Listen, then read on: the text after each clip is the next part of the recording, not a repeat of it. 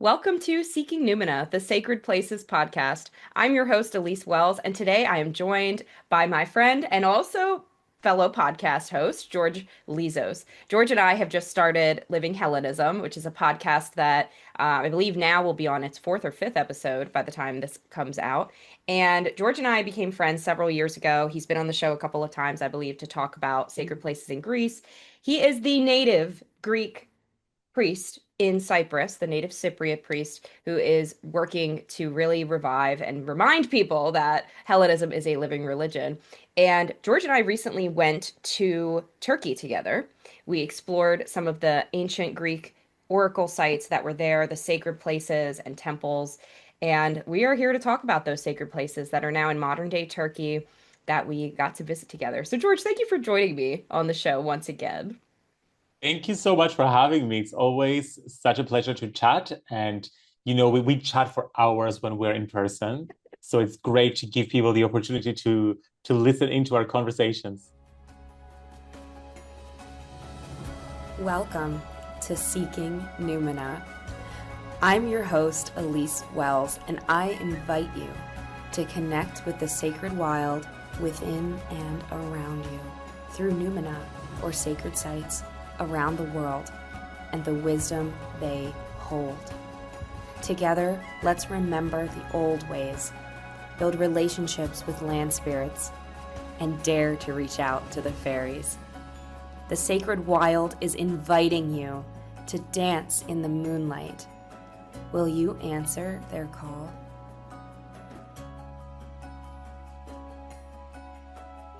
So tell everybody where we went and what we were doing and how this kind of happened, because it was very kismet. It was very serendipitous. Yes, it was very last minute as well because I was traveling to Turkey to go teach at a festival.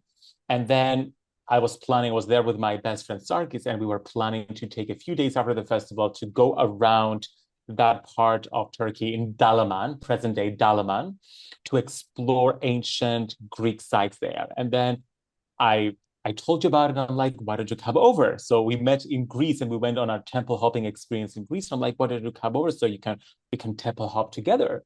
And we bonded over our love of old rocks. Yes.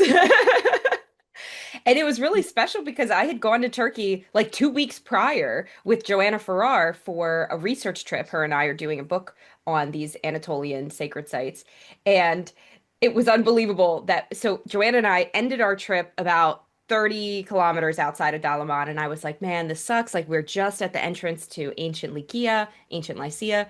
And that's like so many cool sites down there. And then I get back to Greece, you and I hang out, and you're like, oh, I'm going to this area. And lo and behold, it is exactly where I needed to continue the journey. So it was very guided by the land, this entire Yeah. experience. Yeah. And we went to ancient Lycia, or Lycia in English. And I mean, I think it was pretty new for all three of us exploring that place because it is Greek, but at the same time, it maintained its autonomy. So the Greeks came, but throughout the entire existence of ancient Lycia, they maintained their autonomy as their own kind of city state. So, yes, there was the honoring of ancient Greek gods, but they also maintained their connection with the other gods. And we saw, I feel, sites and temples that we haven't seen anywhere else. For example, the tombs in the mountains and how they elevated their dead was something really powerful for me. Yeah, these were really incredible. And you'll see these if you're watching the episode on YouTube, you'll actually see the videos and clips of George and I exploring these incredible tombs. I've never seen anything like it.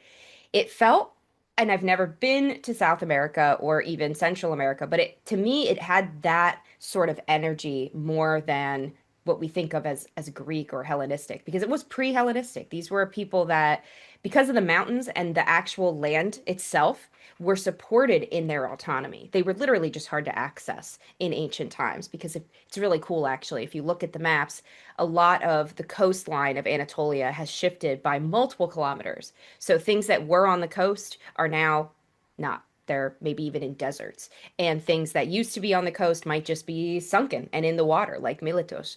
So it's a really interesting land, literally, like as a land spirits practitioner, to get to engage with the land as it has shifted so much was really special. So some of these sites that we saw these tombs at, one of them was Telmenos, and this site was probably the most impressive one. That's where we got stuck in the rain, which was really cool. Um, and because that part of the world, we don't get great rain in the summer. So to kind of get that last spring rain as it was beginning, and we watched the fog roll in. Um, how did that feel, like experiencing the fog and the impending storm as we're standing in tombs for shelter? So first of all, I'd like to communicate to people that in Turkey they don't protect the ancient sites the way that other countries protect them in the world. Like in Cyprus and in Greece, you cannot step into the Parthenon. You cannot step into Delphi, the Temple of Apollo in Delphi, for example. Everything is very protected. There is high security there all the time. That is not the case in Turkey. Sadly, it's not the case in Turkey, in my opinion. But that also gave us the opportunity to connect with those temples in a much more intimate state. Like in one of the temples, the temple of Leto, for example, Leto, we meditated inside the temple, which was something really sacred for me. And I got some sacred rainwater from there. It was really lovely. But let's go back to Delmenos, essentially, which was this beautiful landscape with the tombs built inside the mountains in rocks. So it was caves, but the caves were shaped like temples. Like it's so beautiful. What I loved about that was that we could feel the communion of the gods and nature all around us. We were one with nature because we were standing in one of the tombs, literally like touching, communicating, while at the same time, the clouds were coming and enveloping us. So it's like we were communing with nature. We were communing with the temple.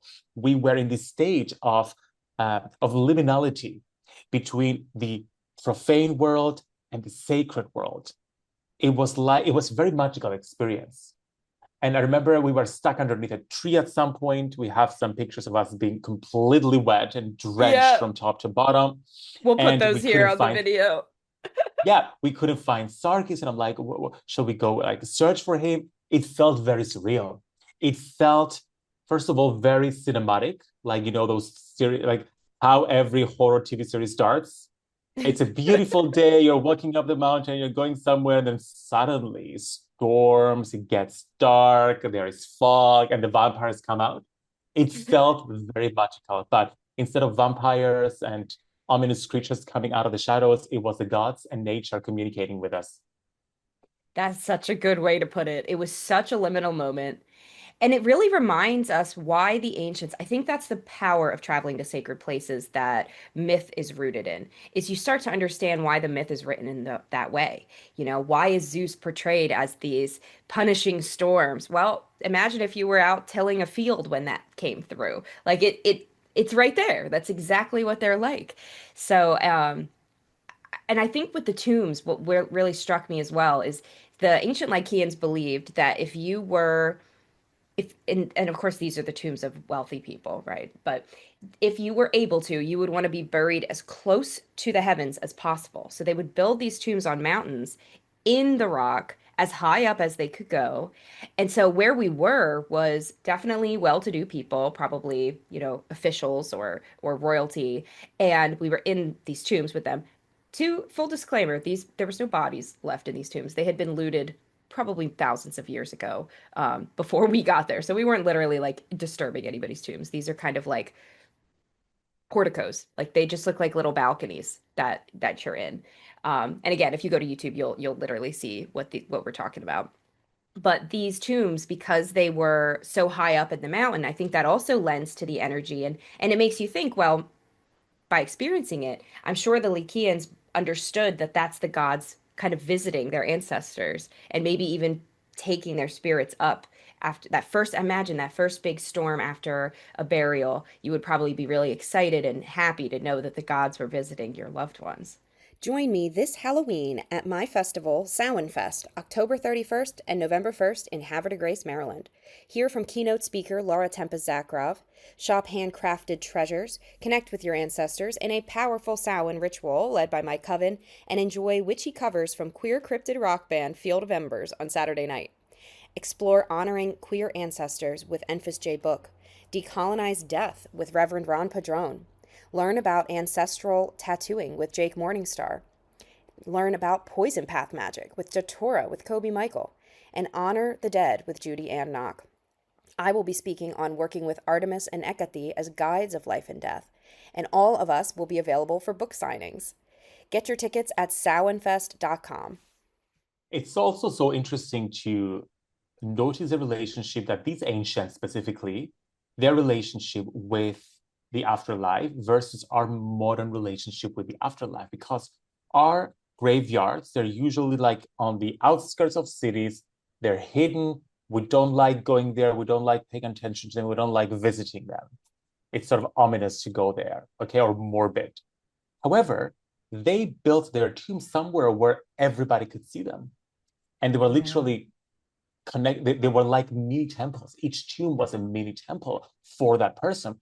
It shows the respect they had towards their ancestors, towards their dead, and their acceptance of death and of the afterlife as not something that's to be to shy away from or to prevent, or as something to like honor and understand and respect and realize that life goes on, life is there, it's present, it's visible, and the afterlife is here, alive and visible as well. Yeah. Yeah. The first place we went, actually, Tlos, is a perfect example of that. They, even as we were getting to it, we're like, wait, is that, oh, that's it. Because we were in the town.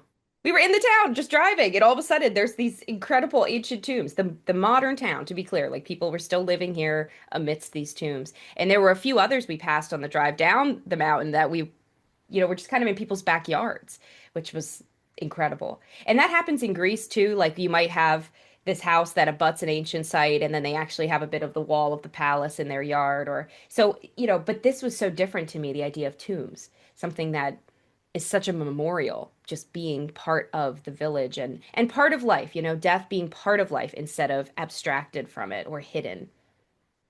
And one of my favorite things that we've done during that trip, and it's something that I also do in my own temple hopping trips, and I was so pleasantly surprised that you do the same thing, is what we call spiritual archaeology, where we go to like ancient sites and then we use different psychic tools essentially to communicate and glean information spiritually and energetically. So I remember we went to a temple at the top of an ancient amphitheater because amphitheaters and theaters were dedicated to gods, and it was customary for ancient Greek theaters to have a temple to a god or a goddess at the top of the theater.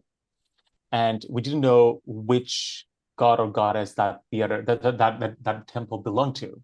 So we meditated there. I used my pendulum to ask questions, and you had your own experience. I had my own experience. Sargis had his own experience, and all experiences were true at different times in different ways.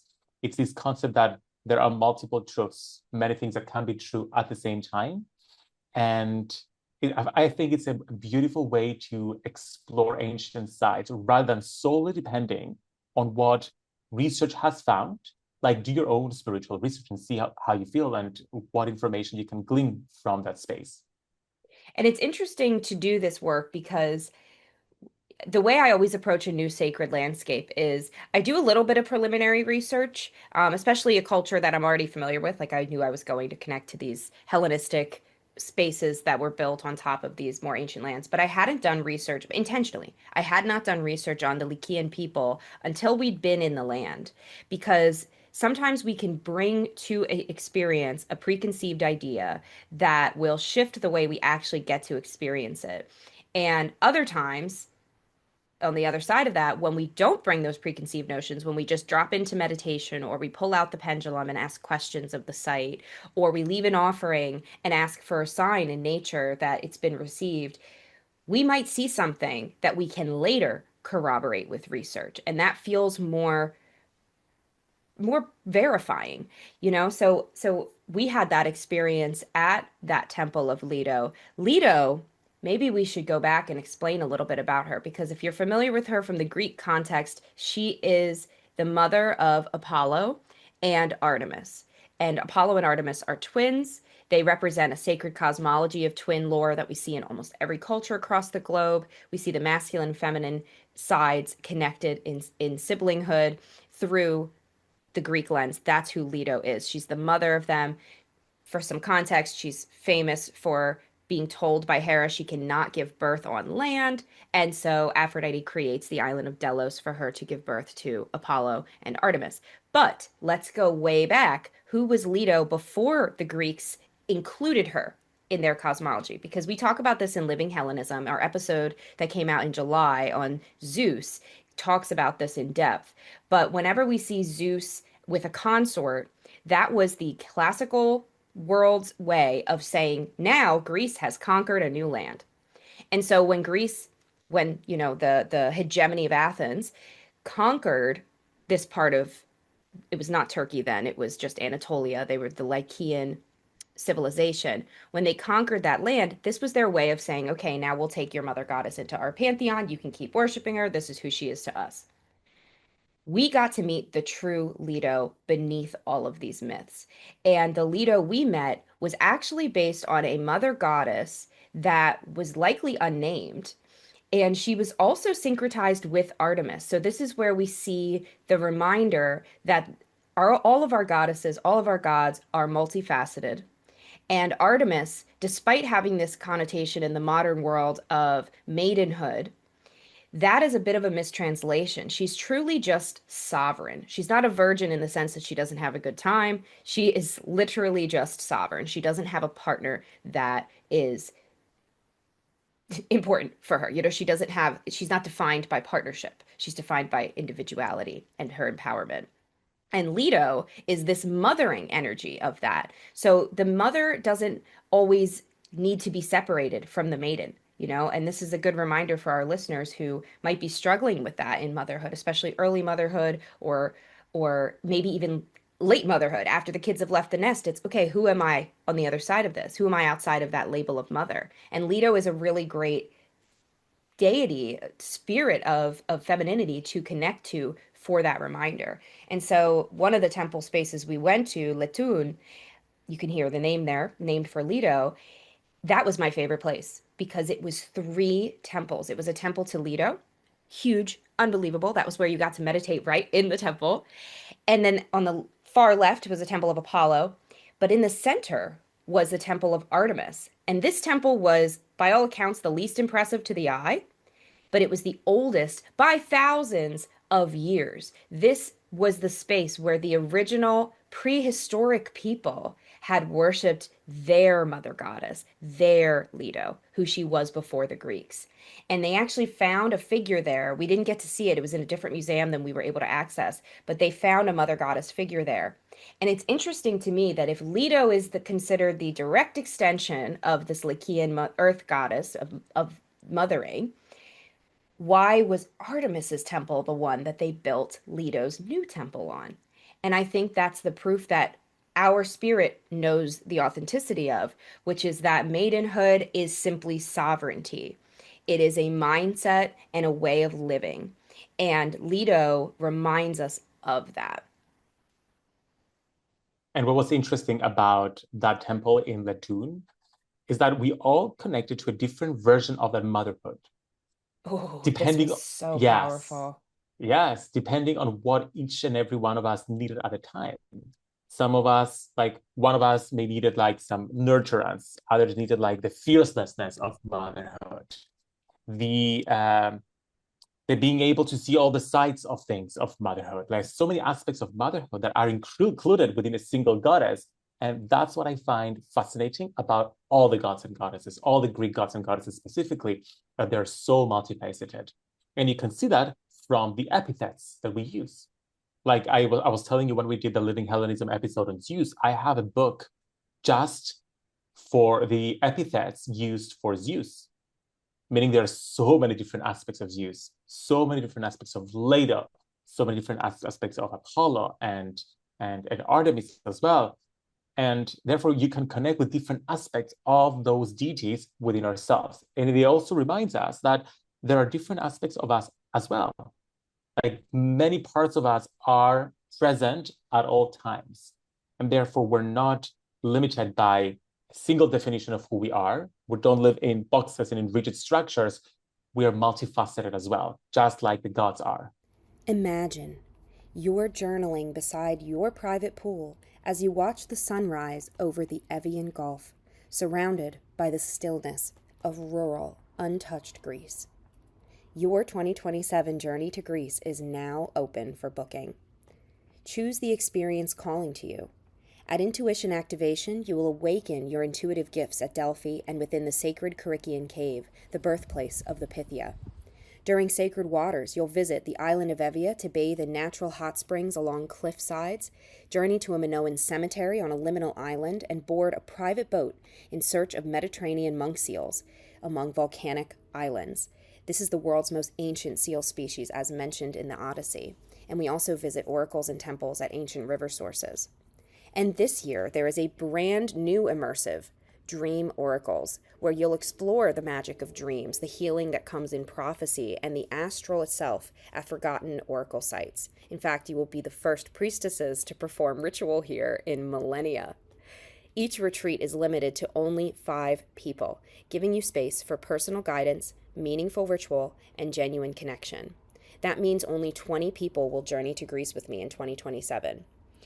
Reach out and let's get you started on your journey to Greece. Visit ElyseWelles.com/visit Greece. And that's so empowering. And I think that's the gift of sacred places. Even when you can't visit them, just by participating in this episode, you get this gift of allowing that to be true. Allow that to be reality and then work with that as a gift. Because if we had to just pick one track, we'd be like the ant or we'd be like the starling, can't change our nature, are what we are, do the same thing every day. We have this gift of consciousness that allows us to be multifaceted. And I think that's why deity works with us and why we've built temples for millennia as a species is because we need that reminder. And the physical place reminds us of that and gives us the space to connect to that reality within ourselves. Yeah. I always keep wondering, like, why do I like ancient sites so much? And why do I like sacred spaces, period? Like, while we're recording this, I'm in Barcelona.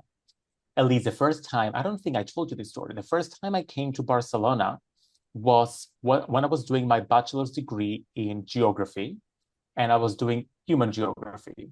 And specifically, we were studying sacred geographies.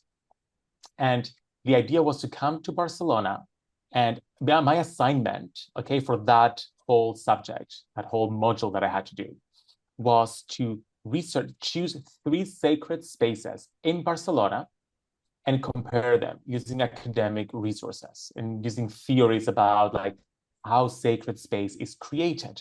Because there is this idea that sacred space is ontological. Many people believe that it's ontological. A space is by definition sacred. It has weird special energies, okay, about it. The second theory was that sacred space is a social construct, meaning people gather around, they practice a ritual, they build a church, and that makes a space sacred. And the third theory was that sacred space is personal, meaning we create it around our energy field, around our aura, we carry it with us. And wherever we are, we can feel sacred energy and the divine around us. So the question was, which of them is true?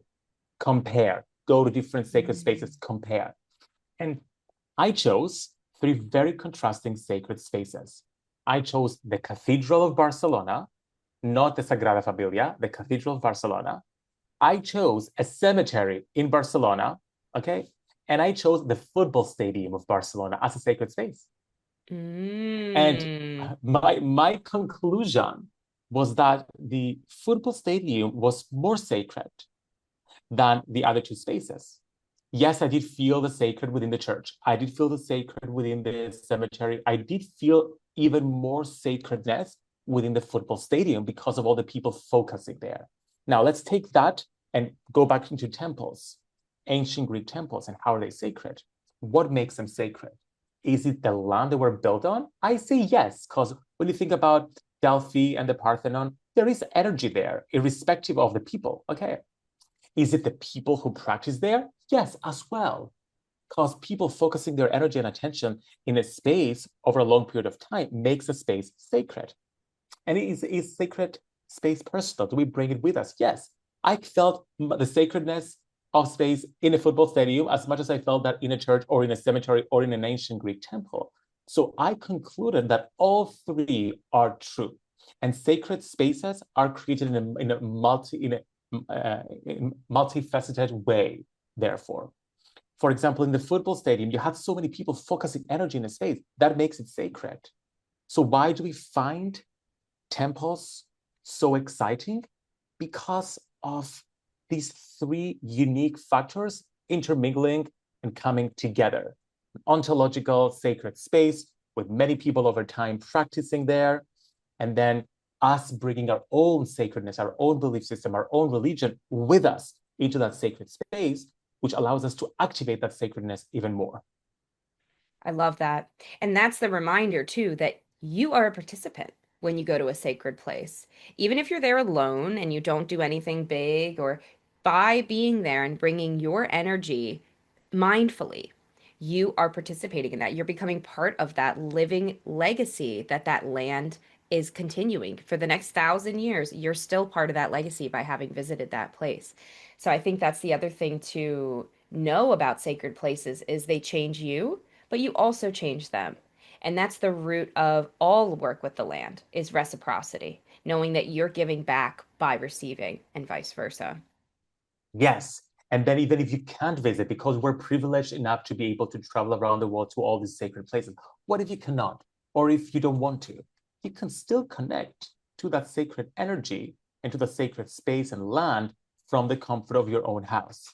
This is why we do the work we do, like Elyse and I. We have a podcast inviting you, explaining things, giving you practices that you can use to root yourself energetically into that space and connect. I remember when I was writing my book, Secrets of Greek Mysticism, and I was finishing the book, I was in a very busy time of my life. I was having to rehearse for exams in my drama school, trying to finish the book. And I was advising people to do 3 rituals every month: a new moon ritual, a full moon ritual, and the festival of the month. And I hadn't done a single ritual in more than 3 months. And I felt like such an imposter. I'm like, who am I to like tell people to do this? And I haven't done it for so long because I was so busy. And then I was reminded about something that Lycias, the person who essentially reestablished the ancient Greek religion in modern times by founding the Supreme Council of Ethnic Hellenes, the YSE, he trained me as a priest. And he said something that stayed with me, which was, you don't need to do a ritual to connect with the gods. You're already swimming in the ocean of the gods. So in that moment, I just paused. I placed a hand on my heart and I'm like, you know what? I am aware. I am aware that I am already swimming in the ocean of the gods. So the temple is within my body. It's around me. It's my energy field. I'm already swimming in the ocean of the gods. I don't need to go to sacred space. Yes, I go and I love it. And I do my research there and I feel a stronger connection. But really, my temple is my body. And that was my most powerful tool. And if anytime I'm asked to give a single tool to connect with the gods, that's the tool I usually give. Like hand on the heart saying, wake up or be aware and notice what wakes up within you. That's beautiful. And it's true that we really need to remember that connection starts with the body.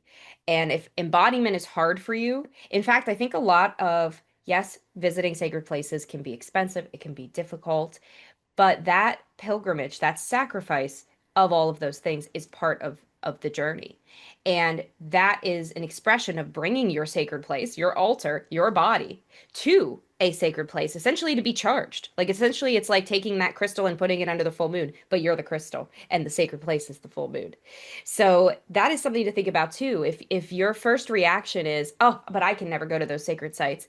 Really back that up. Why do you feel that way? Is there something there that's a not deserving wound? Like, do you feel like you don't deserve that experience? Do you feel like you're not ready for that experience?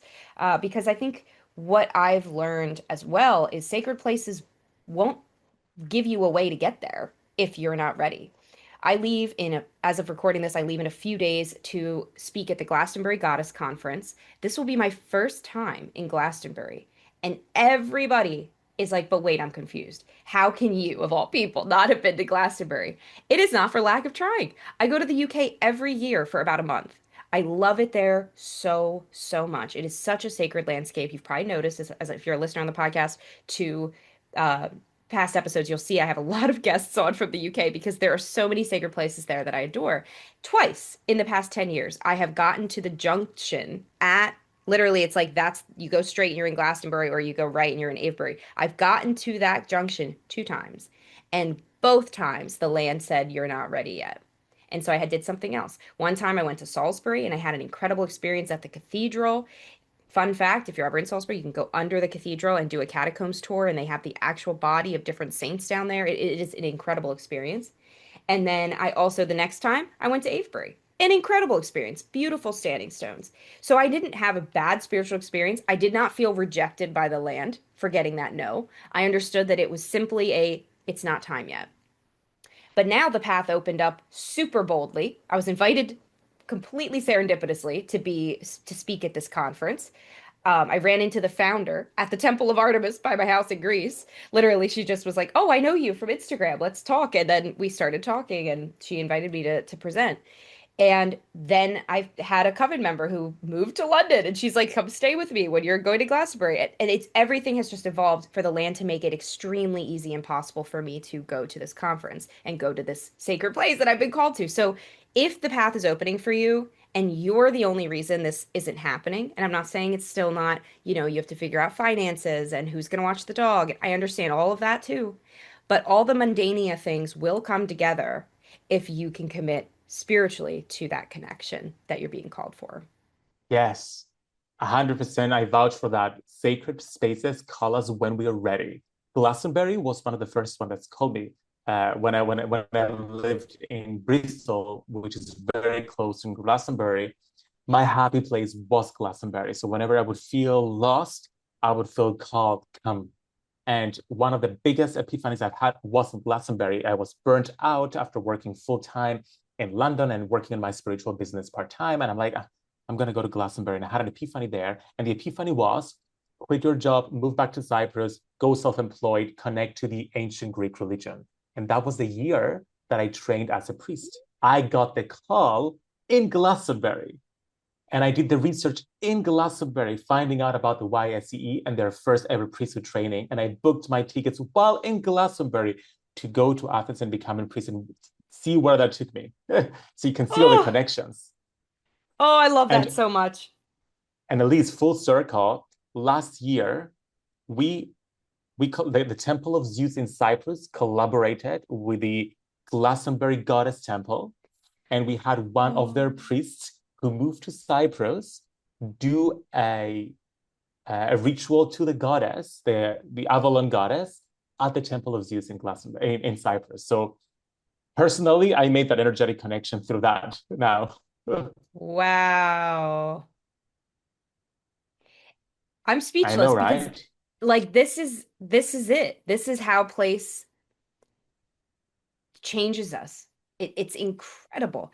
And I think that is what's so powerful about place is it can send us land is so old. It's so old. And so it can think ahead and it can view time and the spirals of time and the cycles that we go through as humans. It can view all of that subjectively. Not because it's not part of the flow, but because it knows what's next. It knows it just keeps flowing. And it can the way sacred places can evolve us without us even really knowing where it's going to end. That's the trust. That's the trust. I've always had that gift of being able to trust the land. And if it can be hard to trust people, it can be hard to trust systems out there that humans have created, but the land can be trusted. It is reliable. It knows itself. It knows you. And if you are being called to do something, go somewhere, connect in some way to something, follow that call because it will lead you onto that path of purpose that you just can't know the connections. It was the same for me. I wasn't called to Greece in Greece. I was called during COVID in the US, when I was working in Baltimore at the time, but I was up in Pennsylvania with family. And I went to the trees that raised me when I was small living in Pennsylvania. I went to those exact trees and was like, I was also so burnt out. I was so at the end of my rope. I was like, what can I do? I will be homeless before I go and do this job for the rest of my life. And it was very clear, move to Greece, go full time as an author, bing, bang, boom. Same thing. There we go. Space, place, guiding us. Yeah. What's a practice you could leave our listeners with that they can take to their land where they're at outside? Entrainment. It's my favorite way to connect to anything, including land. The entrainment is the ability to align your frequency with the frequency of something else. So what I do in whichever land I go to when I meditate there, I like to work a lot with energy. So I like to visualize an energy cord extend from a part of my body, and usually like the root chakra, the base center of the body, and allow this energy cord to connect to the heart of the land, the frequency of the land, and then send energy to the land and receive energy from the land. I call it cording yourself to the land. And this way I maintain a connection wherever I am in the world. I give part of my energy to the land. I receive part of the energy of the land, and I receive those frequencies at all times. It helps me feel safer in the land, also receive the frequency that are coming from the spirits and consciousness of the specific like land frequencies and elementals. And at the same time, when you add a little bit of an offering, so you can bring some ritual into that by making an offering of some flowers, of some nuts, or making a libation of water or of milk, of wine, depending on the kind of frequencies or deities you're working with. This way you give something back to the land. So you create this bridge in a much more palpable way to be able to receive guidance. I love that. I love that term of entrainment. I teach something very similar. I call it the spiral path, but that way of connecting to the energy and pulling that energy up within and releasing that back down as well, and being the circuit. And it's just igniting what's already natural. You know, it's something that all the animals do, and humans have to just relearn it. So it brings so much grounding and presence. And actually, I think that's another thing I like about ancient spaces is they've been there so long. It makes the reality of now feel a lot less heavy. Exactly, yes. So tell everybody anything that's going on. This will come out at the end of August, I believe. So is there anything going on for you that you want to be speaking about? Actually, I know what your August is looking like, but tell everybody.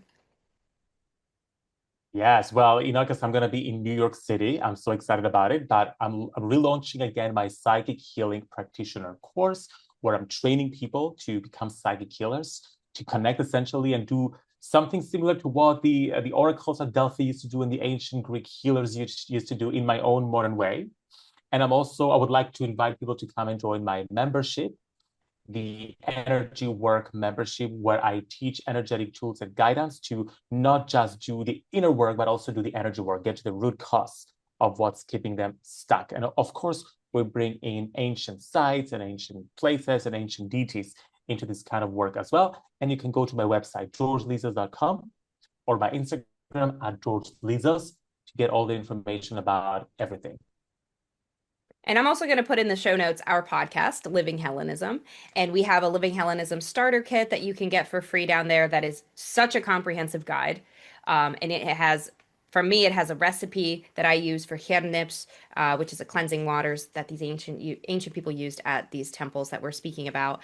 And also all of the gods in the Wheel of the Year and how to connect to them through the living Hellenic religion today. So thanks again for being here, George. This is always such a pleasure. Yes, thank you so much for having me. It's been so much fun. Thank you for seeking Numina with me today. Join me at patreon.com/Elyse Welles to support this show and get access to a library of rituals, exclusive videos, meditations, and more. To learn more about my upcoming retreats, book a tarot reading, or learn with me in workshops, classes, or mentorship, visit seekingnumina.com.